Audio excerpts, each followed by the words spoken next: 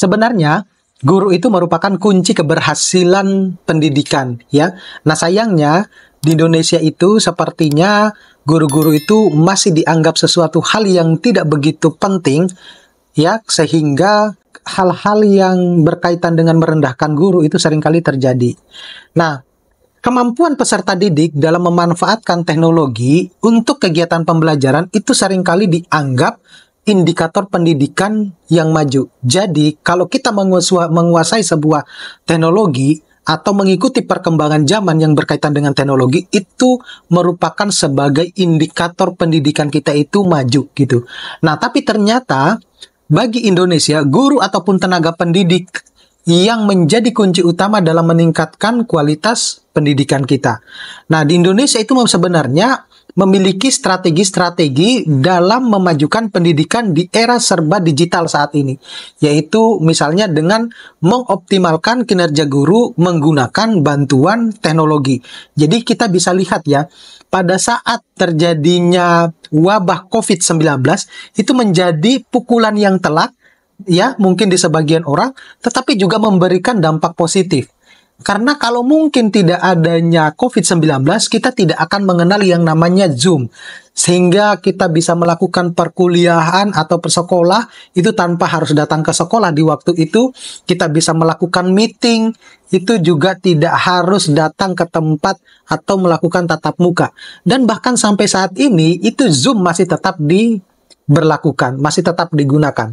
Nah, pemerintah tidak serta-merta sebenarnya memberikan akses digital kepada para murid, melainkan diawali dengan pembekalan oleh para pendidik. Jadi yang dibekali dulu adalah gurunya. Nah, hal ini kemudian akan menjadi poin penting bagi Indonesia di mata internasional dalam memajukan ekosistem pendidikan. Nah, dengan sebenarnya itu sudah terbagi dua kementerian, ya, untuk Kementerian Pendidikan Dasar dan Menengah dan juga Kemendikbudristek, itu menjadi tugasnya itu sudah tidak begitu berat, ya.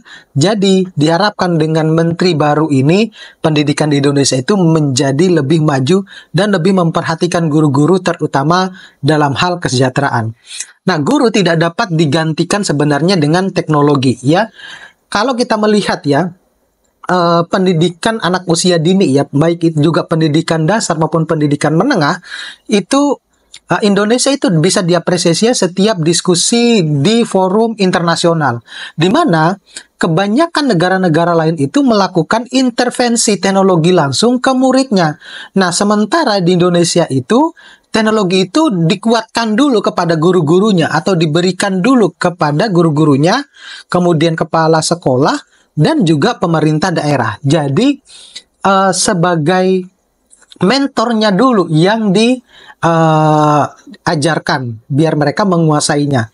Nah, kita percaya bahwa guru itu perannya sangat penting, ya. Tidak ingin, ya, kita sebenarnya ingin mendorong tetap ada interaksi antara guru dan murid, sehingga mereka lah atau guru yang dikuatkan, ya. Jadi itu adalah salah satu pernyataan dari Kemendikbudristek, ya. Nah, di samping itu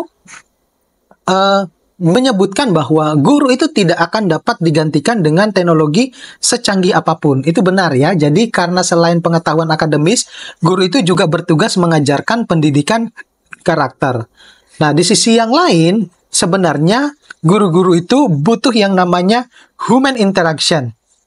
Ya, jadi guru itu adalah pusatnya, ya, di mana kita butuh yang namanya interaksi antara orang per orang, ya, atau dengan lingkungan sekitar ataupun orang banyak. Jadi human interaction.